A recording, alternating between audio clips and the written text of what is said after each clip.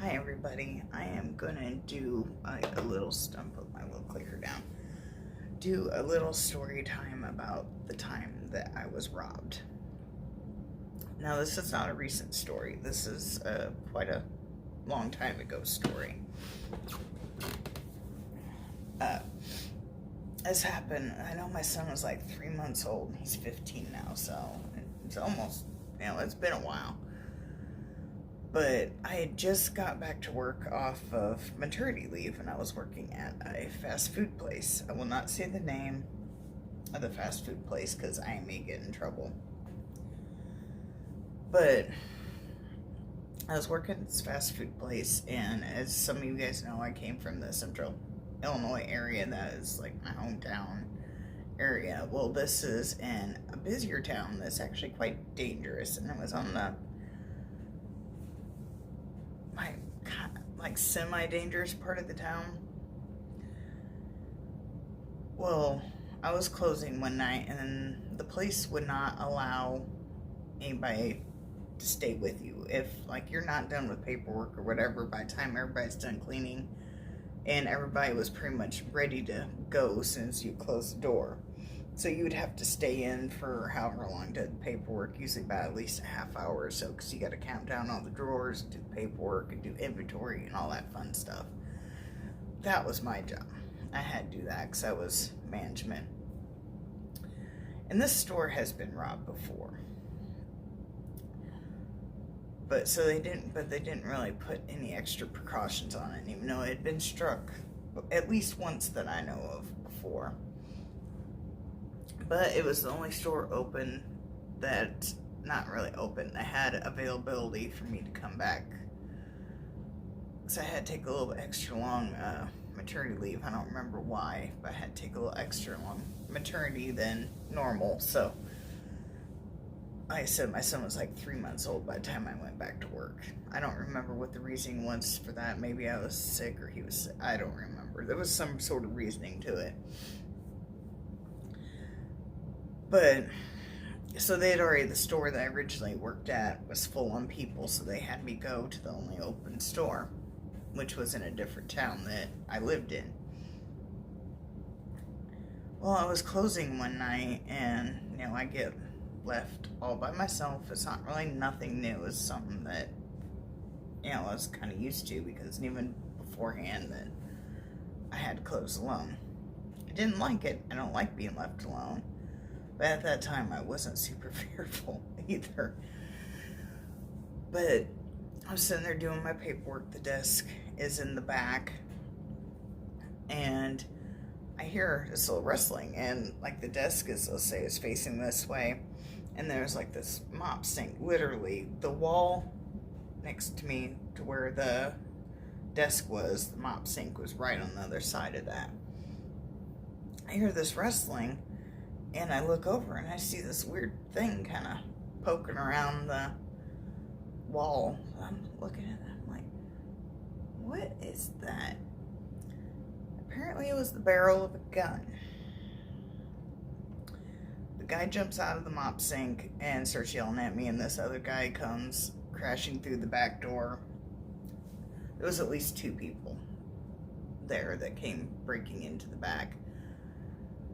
And the police that came later said that they think one of the employees may have left the back door unlocked for this to happen. As far as I know, they was never caught or ever found out what employee did it or whatever. But anyway, so they make me get on the floor, and the way the store was set up, and the office was, behind in the kitchen area, closer to the back door. Well, they kept the safe up by the registers up front, so it was probably good. There was a good distance. I don't remember feet wise, but there was a good distance. You had to go through the kitchen up to the counters from the desk. They wanted me to go to the safe, but I couldn't get up. They had me stay on the floor.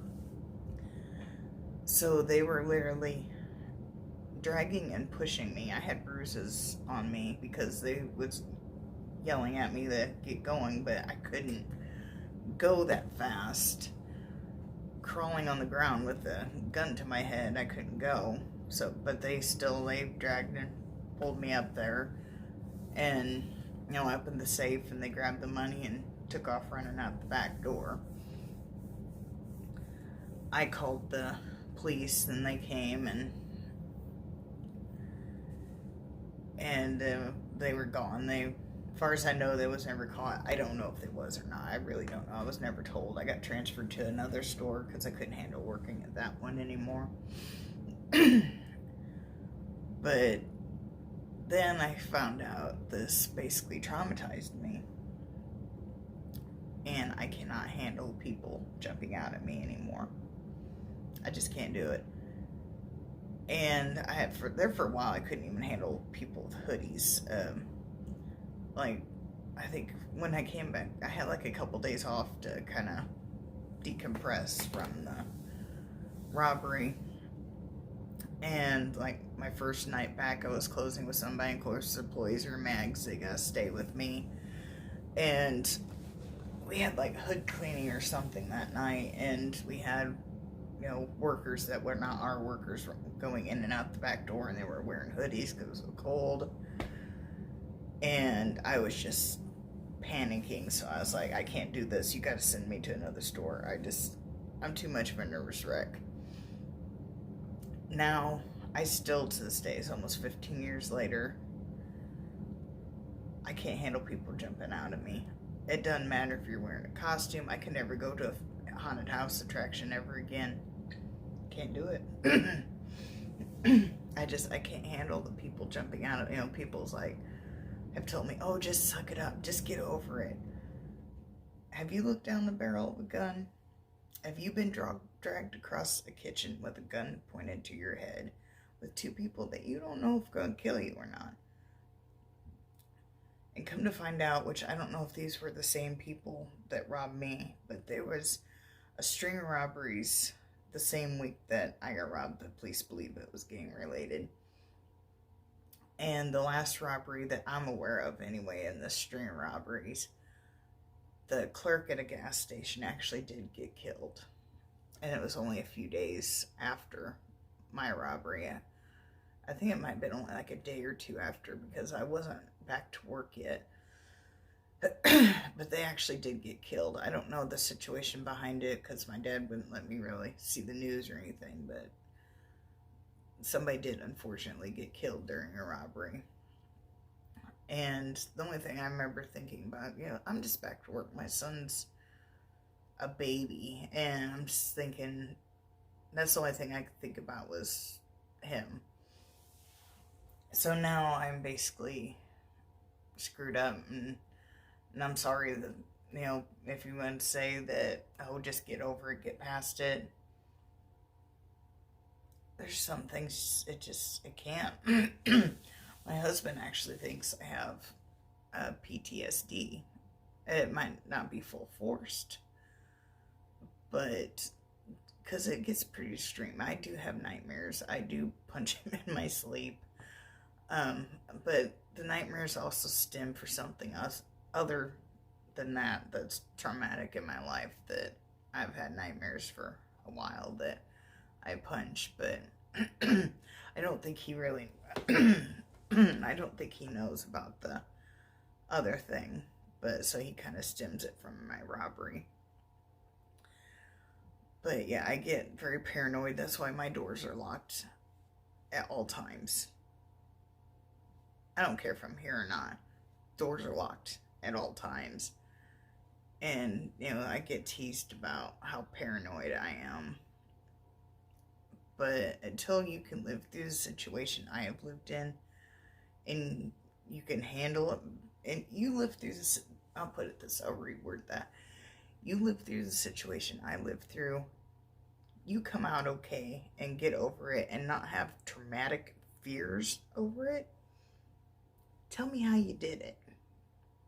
Please, just tell me how you did it. Because I would like to know. Because I have people harassing me, telling me, oh, you need to be over this. Just like other traumatic things in your life. Oh, you need to be over it. You need to get past this. There's some things that are too awful in your life that you can't get past. And even if you try to get over it, your subconscious takes over and you have fears, or you have thoughts, or you really miss a person that you've lost. Like, I've lost somebody very close to me. I don't know if I'll get into that or not. That might be a different story time.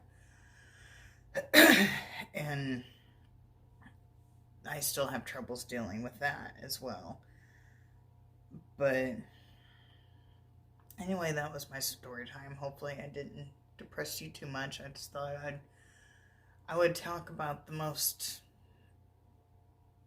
one of my traumatic story times, that the one I'm a little bit more comfortable sharing.